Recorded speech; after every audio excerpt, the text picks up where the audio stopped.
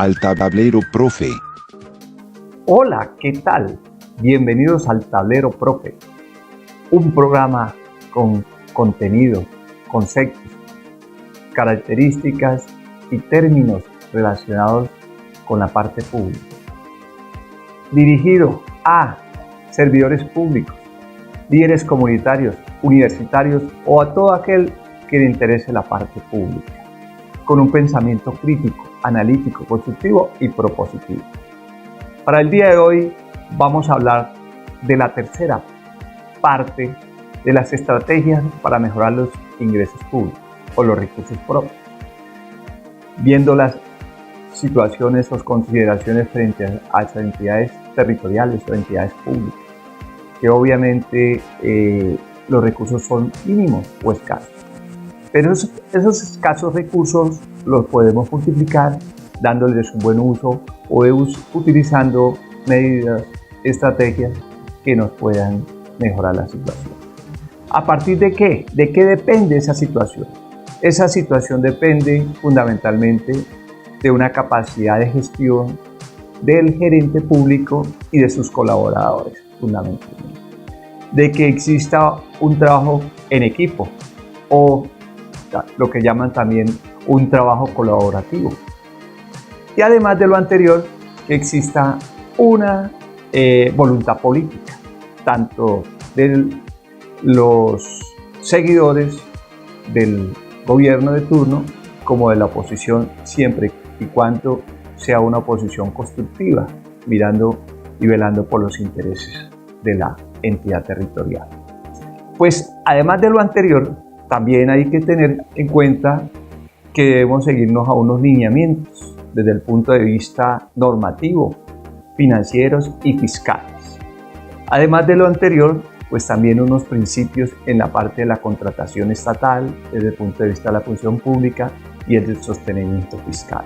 Si seguimos todos estos parámetros, todos estos lineamientos, pues obviamente vamos a hacer un ejercicio muy profesional, muy técnico y nos van a dar muy buenos resultados.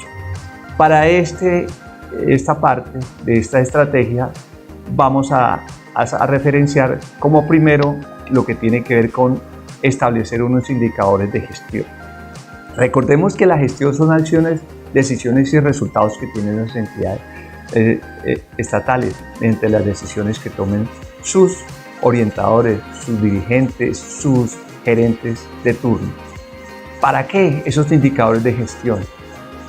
Para medir las metas establecidas dentro de un periodo de gobierno o dentro de un periodo anual, si se están haciendo como corresponde las tareas, los resultados o se están dando lo establecido en el plan de desarrollo, en el programa de gobierno o en las acciones pertinentes. Entonces, no tomemos como un indicador de gestión que sea una medida de castigo o de sanción. No, son planes o situaciones que se establecen para mejorar los procesos. Vamos a dar un referente, simplemente uno, un referente, advirtiendo que esos indicadores de gestión se establecen a partir de ¿qué? De sus necesidades. ¿Quién los elabora? Uno mismo, quien está haciendo la labor o el trabajo, salvo que sea un organismo de control que le establezcan unas pautas o unas orientaciones. Pero los mejores indicadores de gestión son aquellos que uno elabora de acuerdo a los requerimientos de las necesidades de la institución o del servidor público para mejorar los procesos. Eso es lo que se busca con unos indicadores de gestión. Vamos a dar un referente, un esfuerzo fiscal global. Queremos saber si estamos recaudando lo que representa la institución de acuerdo a sus lineamientos parámetros. Entonces el esfuerzo fiscal se establece de acuerdo a un recaudo efectivo global sobre un recaudo potencial global. Y si por decir algo, por 100 y el resultado nos da un 20%, pues depende del indicador. Si estamos midiendo lo relacionado con el predial unificado y es la primera fuente de ingresos que tiene el municipio, pues es muy baja, muy limitada. Entonces tenemos que mirar cuáles las razones o las justificaciones, darle una lectura a ese indicador. ¿Cuáles son las razones, las justificaciones por qué es tan bajo ese recaudo si no nos da sino el 20%? Puede ser el servicio al cliente, falta de puntos de pago, situaciones frente a la atención al cliente. Todas estas situaciones inciden en el recaudo o situación social, económica que haya atravesado la población en general, el contribuyente.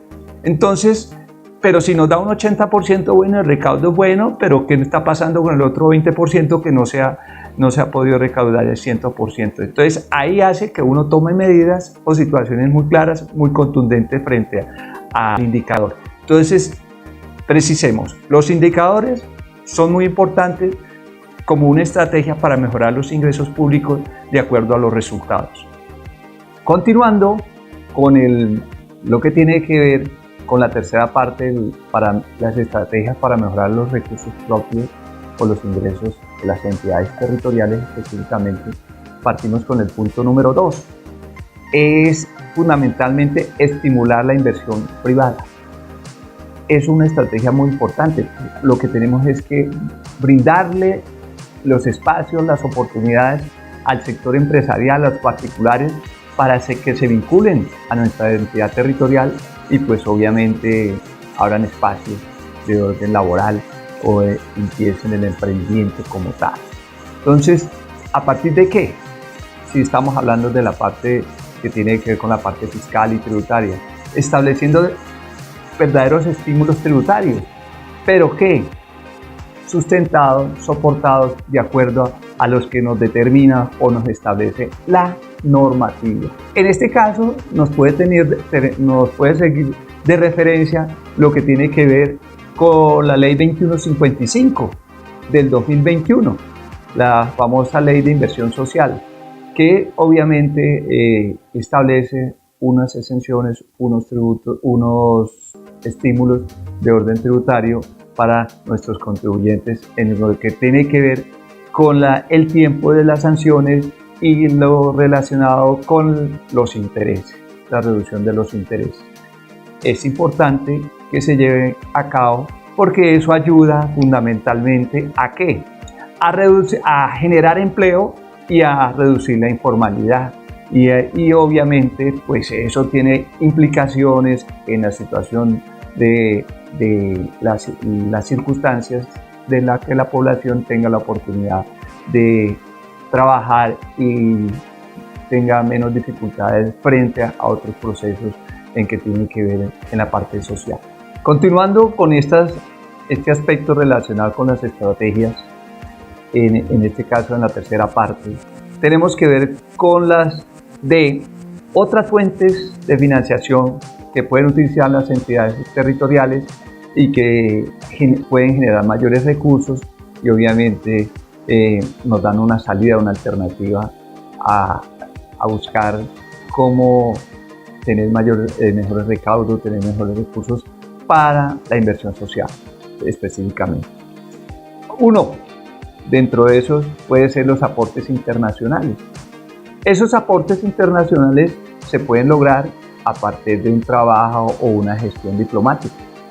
Obviamente requiere un trabajo de una diplomacia a nivel internacional desde el punto de vista que quieran vincularse a nuestra región y hacer algunos aportes en ciertos sectores y pues obviamente eso va a ayudar mucho a la localidad, a nuestro territorio. Otra fuente que nos puede ser representativa son la venta de activos, sobre todo a ventas de activos que tengan que ver, que sean improductivos o que obviamente la normativa lo permite, siempre y cuando esos recursos vayan destinados exclusivamente a la inversión social.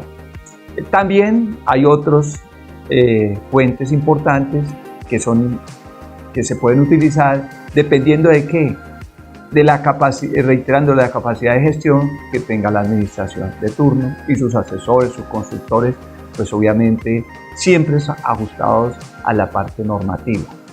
Si lo hacemos de esa manera, pues obviamente no vamos a tener ningún problema, ningún inconveniente con algún delito tipificado dentro de la administración pública. pues en la cuestión de algún peculado, alguna confusión, una aceleración indebida en lo que tiene que ver en estas estrategias. Otra son la sustitución de deuda pública, refinanciación de la deuda pública. Todo esto se pueden hacer siempre y cuando se mejoren las condiciones de financiamiento para la entidad y se cumplan con los indicadores financieros establecidos por parte del Ministerio de Hacienda y Crédito Público, por parte de la misma Secretaría de Hacienda, departamental o municipal, de acuerdo al caso establecido. Entonces se pueden dar, siempre se mejoren las condiciones establecidas desde el punto de vista financiero y fiscal para la entidad territorial. Otro es la compensación de cuentas o conciliación de cuentas, acto, pacto que se hacen con los particulares que tienen deudas con la entidad para obviamente hacer una conciliación y se puedan cumplir con las obligaciones respectivas. Hay otra que también es un referente importante. Lo interesante del asunto es que se realice de una manera muy profesional, con una asesoría bien encauzada que tiene que ver desde el punto de vista financiero, desde el punto de vista contable, desde el punto de vista jurídico. Es lo que tienen muy conocidas las famosas alianzas público-privadas. Si se realizan con un buen diagnóstico, con unas buenas proyecciones, un buen ejercicio que siempre y cuando favorezca a la entidad, bienvenida, teniendo en cuenta los parámetros y lineamientos que tienen las normas. Tenemos que llevar como referente la Ley 80 del año 93, la Ley 1150 del 2007, la Ley 1508 del 2012, que sean muy específicas, muy claras, muy contundentes, hasta cuánto tiempo pueden establecerse en esas alianzas público-privadas, y siguiendo esos parámetros o lineamientos, pues obviamente será muy beneficioso para la entidad territorial. Por allá, en la Ley 488 del año 98, la última reforma tributaria desde el punto de vista territorial, ténganlo en cuenta, desde el punto de vista territorial fue la última reforma que se ha hecho en Colombia frente a las entidades del Estado, entidades territoriales. En esa, por ahí en la ley, en el artículo 134 de la mencionada ley, se establece la titularización y el factoring. Específicamente busca generar espacios, oportunidades para que las entidades territoriales puedan generar mayores recursos. Y en ese caso de la factoring, fundamentalmente son operaciones financieras que le permiten a las entidades territoriales fundamentalmente vender la cartera vencida en firme con descuentos, siempre y cuando se ciña de acuerdo a la normatividad. Entonces podemos seguir esos parámetros o lineamientos que nos establece la norma y dar oportunidad para generar mayores ingresos o recursos a las entidades territoriales. Pues muy bien, eso ha sido todo por hoy. Los esperamos en una nueva edición de esta aula virtual relacionada al tablero Profe. Espero que nos sigan en Eduquivotos, nuestra plataforma, y que obviamente pueden en las redes sociales como Facebook e Instagram. Hasta una pronta oportunidad. También les reitero que si tienen alguna sugerencia, algún tema que se quiera hablar frente al tablero Profe, con mucho gusto. Hasta una próxima oportunidad. ¿Habla por todos en esta sala? Sí. Bien, es importante estar claro. Si te ha gustado nuestro video, ¿Lo está? Sí, señor. Este parece un buen momento para beber y de darle me gusta y suscribirte a nuestro canal. Pero los discursos son para campañas. Ahora es tiempo para la acción.